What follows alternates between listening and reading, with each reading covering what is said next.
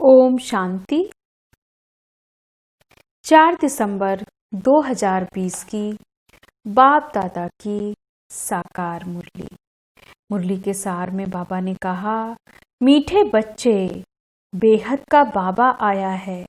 तुम बच्चों का ज्ञान से श्रृंगार करने, ऊंच पद पाना है तो सदा श्रृंगारे हुए रहो।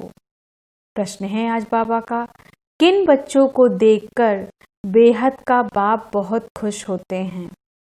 उत्तर में, जो बच्चे सर्विस के लिए एवर रेडी रहते हैं, अलौकिक और पारलौकिक दोनों बाप को पूरा फॉलो करते हैं, ज्ञान योग से आत्मा को श्रृंगारते हैं, पतितों को पावन बनाने की सेवा करते हैं, ऐसे बच्चों को देख बेहद के बाप को बहुत खुशी होती है। बाप की चाहना है मेरे बच्चे मेहनत कर ऊंच पद पाओ। अब मुरली विस्तार से। ओम शांति। रूहानी बाप रूहानी बच्चों प्रति कहते हैं, मीठे मीठे बच्चों, जैसे लौकिक बाप को बच्चे प्यारे लगते हैं, वैसे बेहद के बाप को भी बेहद के बच्चे प्यारे लगते हैं। बाप बच्चों को शिक्षा सावधानी देते हैं कि बच्चे ऊंच पद पाएं। यही बाप की चाहना है। तो बेहद के बाप की यह इच्छा रहती है, बच्चों को ज्ञान और योग के गहनों से श्रृंगारते हैं। तुमको दोनों बाप बहुत अच्छी रीति श्रृंगारते हैं कि बच्चे ऊंच पद पाएं। अलौकिक बाप भी खुश होते हैं तो पारलौकिक बाप भी खुश होते हैं। जो अच्छी रीति पुरुषार्थ करते हैं, उन्हों को देखकर गाया भी जाता है, फॉलो फादर। तो दोनों को फॉलो करना है। एक है रूहानी बाप, दूसरा है अलौकिक फादर। तो पुरुषार्थ कर ऊंच पद पाना है। तुम जब भट्टी में थे तो सबका ताज सहित फोटो निकाला गया था। बाप ने तो समझाया है, लाइट का ताज कोई का होता नहीं, यह एक निशानी है पवित्रता की, जो सबको देते हैं। ऐसे नहीं कोई सफेद लाइट का ताज होता है, यह पवित्रता की निशानी समझाई जाती है। पहले पहले यह रहते हैं हो सतयुग में, पहले पहले तुम रहते हो सतयुग में, तुम ही थे ना। बाप भी कहते हैं, आत्माएं और परमात्मा अलग रहे बहुकाल, तुम बच्चे ही पहले पहले आते हो, फिर पहले तुमको ही जाना है। मुक्ति धाम के गेट्स भी तुमको खोलने हैं। तुम बच्चों को पाप श्रृंगारते हैं, पियर घर में वनवाह में रहते हैं। इस समय तुमको भी साधारण रहना है, न ऊंच न नीच। बाप भी कहते हैं, साधारण तन में प्रवेश करता हूँ, कोई भी देहधारी को भगवान कह नहीं सकते। मनुष्य मनुष्य की सद्गति कर नहीं सकते, सद्गति तो गुरु ही करते हैं। मनुष्य 60 वर्ष के बाद वानप्रस्थ अवस्था लेते हैं, फिर गुरु करते हैं। यह भी रस्म अभी की है, जो फिर भक्ति मार्ग में चलती है। आजकल तो छोटे बच्चों को भी गुरु करा देते हैं। भल वानप्रस्थ अवस्था नहीं है, परंतु अचानक मौत तो आ जाता है ना, इसलिए बच्चों को भी गुरु करा देते हैं, जैसे बाप कहते हैं। तुम सभी आत्माएं हो, हक है वर्षा पाने का। वह कह देते हैं, गुरु बगैर ठौर नहीं पाएंगे, अर्थात ब्रह्म में लीन नहीं होंगे। तुमको तो लीन नहीं होना है, यह भक्ति मार्ग के अक्षर हैं। आत्मा तो स्टार मिसल बिंदी है, बाप भी बिंदी ही है, उस बिंदी को ही ज्ञान सागर कहा जाता है। तुम भी छोटी आत्मा हो, उसमें सारा ज्ञान भरा जाता है। तुम फुल ज्ञान लेते हो, पास विद ऑनर होते हैं ना। ऐसे नहीं कि शिवलिंग कोई बड़ा है, जितनी बड़ी आत्मा उतना ही परम आत्मा। आत्मा परम धाम से आती है पार्ट बजाने। बाप कहते हैं, मैं भी वहां से आता हूँ, परंतु मुझे अपना शरीर नहीं है। मैं रूप भी हूँ, बसंत भी हूँ, परम आत्मा रूप हूँ, उसमें सारा ज्ञान भरा हुआ है। ज्ञान की वर्षा बरसाते हैं। तो सभी मनुष्य पाप आत्मा से पुण्य आत्मा बन जाते हैं। बाप गति सदगति दोनों देते हैं। तुम सदगति में जाते हो, बाकी सब गति में अर्थात अपने घर में जाते हैं। वह है स्वीट होम। आत्मा ही इन कानों द्वारा सुनती है। अब बाप कहते हैं, मीठे मीठे सिकीलधे बच्चों, वापस जाना है, उसके लिए पवित्र जरूर बनना है। पवित्र बनने बगैर कोई भी वापस जा न सके। मैं सबको ले जाने आया हूँ। आत्माओं को शिव की बारात कहते हैं। अब शिव बाबा शिवालय की स्थापना कर रहे हैं। फिर रावण आकर वैश्यालय स्थापन करते हैं। बाम माल को वैश्यालय कहा जाता है। बाबा के पास बहुत बच्चे हैं जो शादी करके पवित्र रहते हैं। सन्यासी तो कहते हैं या तो हो नहीं सकता। जो दोनों इकट्ठे रह सकें, यहाँ समझाया जाता है। इसमें आमदनी बहुत है। पवित्र रहने से 21 जन्मों की राजधानी मिलती है, तो एक जन्म पवित्र रहना कोई बड़ी बात थोड़े ही है। बाप कहते हैं, तुम काम चिता पर बैठ बिल्कुल ही काले बन गए हो। कृष्ण के लिए भी कहते हैं गोरा और सांवरा, श्याम सुंदर। यह समझानी इस समय की ही है। काम चिता पर बैठने से सांवरे बन गए। फिर उनको गांव का छोरा भी कहा जाता है। बरोबर था ना। कृष्ण तो हो ना सके। इनके ही बहुत जन्मों के अंत में बाप प्रवेश कर गोरा बनाते हैं।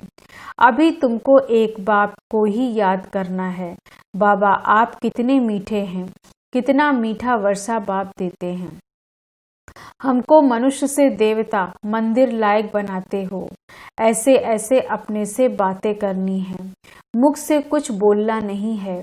भक्ति मार्ग में आप माशूक को कितना याद करते आए हैं। अभी आप आकर मिले हो। बाबा आप हो सबसे मीठे। आपको हम क्यों नहीं याद करेंगे। आपको प्रेम का, शांति का सागर कहा जाता है। आप ही वर्षा देते हो। बाकी प्रेरणा से कुछ भी मिलता नहीं है। बाप तो सम्मुख आकर तुम बच्चों को पढ़ाते हैं। यह पाठशाला है ना। बाप कहते हैं, मैं तुमको राजाओं का राजा बनाता हूँ। यह राजयोग है। अभी तुम मूल वतन, सूक्ष्म वतन, स्थूल वतन को जान गए हो। इतनी छोटी आत्मा कैसे पाठ बजाती है भी बना बनाया। इनको कहा जाता है अनादि अविनाशी वर्ड ड्रामा। ड्रामा फिरता रहता है, इसमें संशय की बात नहीं। बाप सृष्टि के आदि मध्य अंत का राज समझाते हैं। तुम स्वदर्शन चक्रधारी हो। तुम्हारी बुद्धि में सारा चक्र फिरता रहता है, तो उसमें तुम्हारे पाप कट जाते हैं। बाकी कृष्ण ने कोई स्वदर्शन चक्र चलाकर हिंसा नहीं की है। वहाँ तो न लड़ाई की हिंसा होती है, न काम कटारी चलती है। डबल अहिंसक होते हैं। इस समय तुम्हारी 5 विकारों से युद्ध चलती है। बाकी और कोई युद्ध की बात ही नहीं। अब बाप है ऊंचते ऊंच, फिर ऊंचते ऊंच यह वर्षा लक्ष्मी नारायण इन जैसा ऊंच बनना है। जितना तुम पुरुषार्थ करेंगे उतना ऊंच पद पाएंगे। कल्प कल्प वही तुम्हारी पढ़ाई रहेगी। अभी अच्छा पुरुषार्थ किया तो कल्प कल्प करते रहेंगे। जिस्मानी पढ़ाई से इतना पद नहीं मिल सकता जितना रूहानी पढ़ाई से मिलता है। ऊंचते ऊंच या लक्ष्मी नारायण बनते हैं, या भी है तो मनुष्य दैवी गुण धारण करते हैं, इसलिए देवता कहा जाता है। बाकी 8-10 भुजाओं वाले कोई है नहीं। भक्ति में दीदार होता है तो बहुत रोते हैं, दुख में आकर बहुत आंसू बहाते हैं। यहाँ तो बाप कहते हैं आंसू आया तो फेल, अम्मा मरे तो हलवा खाओ। आजकल तो बॉम्बे में कोई बीमार पड़ते व मरते हैं तो बीके को बुलाते हैं कि आकर शांति दो। तुम समझाते हो आत्मा ने एक शरीर छोड़ दूसरा लिया है, इसमें तुम्हारा क्या जाता है। रोने से क्या फायदा। कहते हैं इनको काल खा गया। ऐसी कोई चीज है नहीं। या तो आत्मा आपे ही एक शरीर छोड़ जाती है, अपने समय पर शरीर छोड़ भागती है। बाकी काल में कोई चीज नहीं है। सतयुग में गर्व महल होता है, सजा की बात ही नहीं। वहाँ तुम्हारे कर्म अकर्म हो जाते हैं। माया ही नहीं जो विकर्म हो। तुम विक्रमाजीत बनते हो। पहले पहले विक्रमाजीत संवत चलता था, फिर भक्ति मार्ग शुरू होता है तो राजा विक्रम संवत शुरू होता है। इस समय जो विक्रम किए हैं उन पर जीत पाते हो, नाम रखा जाता है विक्रमाजीत। फिर द्वापर में विक्रम राजा हो जाता, विक्रम करते रहते। सुई पर अगर कट चढ़ी हुई हो तो चुंबक खींचेगा नहीं, जितना पापों की कट उतरती जाएगी तो चुंबक खींचेगा। बाप तो पूरा प्योर है, तुमको भी पवित्र बनाते हैं योग बल से। जैसे लौकिक बाप भी बच्चों को देख खुश होते हैं ना, बेहद का बाप भी खुश होता है बच्चों की सर्विस पर। बच्चे बहुत मेहनत भी कर रहे हैं, सर्विस पर तो हमेशा एवर रेडी रहना है। तुम बच्चे हो पतितों को पावन बनाने वाले ईश्वरी मिशन। अभी तुम ईश्वरी संतान हो, बेहद का बाप है और तुम सब भाई बहन हो, बस और कोई संबंध नहीं। मुक्ति धाम में है ही बाप और तुम आत्माएं भाई भाई। फिर तुम सतयुग में जाते हो तो वहाँ एक बच्चा एक बच्ची, बस। यहाँ तो बहुत संबंध होते हैं, चाचा काका मामा आदि। मूल वतन तो है ही स्वीट होम मुक्ति धाम, उसके लिए मनुष्य कितना यज्ञ तप आदि करते हैं, परंतु वापस तो कोई जा न सके। गफोड़े बहुत मारते रहते हैं। सर्व का सद्गति दाता तो एक ही है, दूसरा न कोई। अभी तुम हो संगम युग पर, यहाँ है ढेर मनुष्य। सतयुग में तो बहुत थोड़े होते हैं, स्थापना फिर विनाश होता है। अभी अनेक धर्म होने के कारण कितना हंगामा है। तुम 100% सॉल्वेंट थे, फिर 84 जन्मों के बाद 100% इनसॉल्वेंट बन पड़े हो। अब बाप आकर सबको जगाते हैं। अब जागो, सतयुग आ रहा है। सत्य बाप ही तुमको 21 जन्मों का वर्षा देते हैं। भारत की सचखंड बनाता है बाप, सचखंड बनाते हैं। झूठखंड फिर कौन बनाते हैं?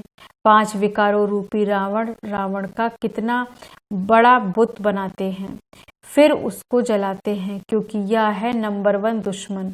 मनुष्यों को यह पता नहीं कि कब से रावण का राज्य शुरू हुआ है। बाप समझाते हैं, आधा कल्प है राम राज्य, आधा कल्प है रावण राज्य। बाकी रावण कोई मनुष्य नहीं है जिसको मारना है। इस समय सारी दुनिया पर रावण राज्य है। बाप आकर राम राज्य स्थापन करते हैं, फिर जय जयकार हो जाती है। हाँ, सदैव खुशी रहती है, वह है ही सुखधाम। इनको कहा जाता है पुरुषोत्तम संगम युग। बाप कहते हैं, इस पुरुषार्थ से तुम यह बनने वाले हो। तुम्हारे चित्र भी बनाए थे, बहुत आए, फिर सुनंती कथंती भगंती हो गए। बाप आकर तुम बच्चों को बहुत प्यार से समझाते हैं। बाप टीचर प्यार करते हैं, गुरु भी प्यार करते हैं। सतगुरु का निंदक ठौर न पाए। तुम्हारी एम ऑब्जेक्ट सामने खड़ी है। उन गुरुओं के पास तो एम ऑब्जेक्ट कोई होती नहीं, वह कोई पढ़ाई नहीं, यह तो पढ़ाई है। इनको कहा जाता है यूनिवर्सिटी कम हॉस्पिटल, जिससे तुम एवर हेल्दी वेल्दी बनते हो। यहाँ तो है ही झूठ, गाते भी हैं झूठी काया।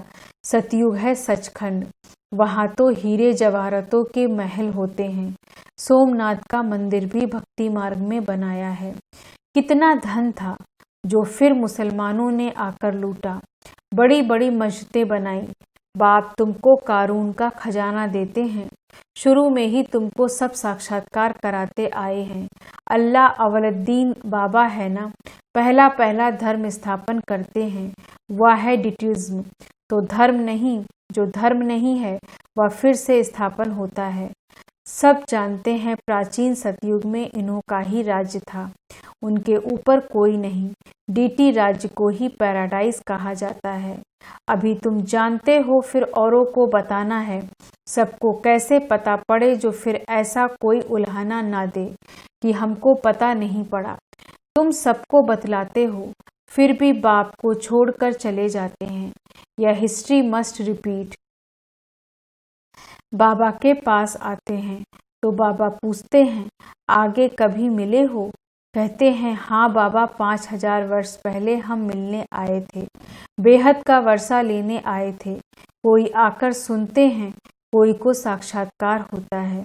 ब्रह्मा का तो यह याद आता है। फिर कहते हैं, हमने तो यही रूप देखा था। बाप भी बच्चों को देख खुश होते हैं। तुम्हारी अविनाशी ज्ञान रत्नों से झोली भरती है ना। यह पढ़ाई है, 7 दिन का कोर्स लेकर फिर भल कहाँ भी रह मुरली के आधार पर चल सकते हैं। 7 दिन में इतना समझाएंगे जो फिर मुरली को समझ सकेंगे। बाप तो बच्चों को सब राज अच्छी रीति समझाते हैं। अच्छा, मीठे मीठे सिकी लदे बच्चों प्रति मात पिता बाप दादा का याद प्यार और गुड मॉर्निंग। रूहानी बाप की रूहानी बच्चों को नमस्ते। हम रूहानी बच्चों की रूहानी बाप दादा को गुड मॉर्निंग, नमस्ते नमस्ते नमस्ते। धारणा के लिए मुख्य सार। पहली पॉइंट, स्वदर्शन चक्र फिराते पापों को भस्म करना है। रूहानी पढ़ाई से अपना पद श्रेष्ठ बनाना है। किसी भी परिस्थिति में आंसू नहीं बहाने हैं। दूसरी पॉइंट, यह वानप्रस्थ अवस्था में रहने का समय है, इसलिए वनवाह में बहुत साधारण रहना है, न बहुत ऊंच न बहुत नीच। वापस जाने के लिए आत्मा को संपूर्ण पावन बनाना है। वरदान है आज का बाबा का, मनन शक्ति द्वारा बुद्धि को शक्तिशाली बनाने वाले मास्टर सर्वशक्तिमान भव। मनन शक्ति द्वारा बुद्धि को शक्तिशाली बनाने वाले मास्टर सर्वशक्तिमान भव। विस्तार से, मनन शक्ति ही दिव्य बुद्धि की खुराक है। जैसे भक्ति में सिमरण करने के अभ्यासी हैं, ऐसे ज्ञान में स्मृति की शक्ति है। इस शक्ति द्वारा मास्टर सर्वशक्तिमान बनो। रोज अमृत वेले अपने एक टाइटल को स्मृति में लाओ और मनन करते रहो तो मनन शक्ति में बुद्धि शक्तिशाली रहेगी। शक्तिशाली बुद्धि के ऊपर माया का वार नहीं हो सकता, परवश नहीं हो सकते, क्योंकि माया सबसे पहले व्यर्थ संकल्प रूपी वाण द्वारा दिव्य बुद्धि को ही कमजोर बनाती है। इस कमजोरी से बचने का साधन है मनन शक्ति। स्लोगन है आज का, आज्ञाकारी बच्चे ही दुआओं के पात्र हैं। दुआओं का प्रभाव दिल को सदा संतुष्ट रखता है। आज्ञाकारी बच्चे ही दुआओं के पात्र हैं। दुआओं का प्रभाव दिल को सदा संतुष्ट रखता है। ओम शांति। धन्यवाद बाबा। धन्यवाद।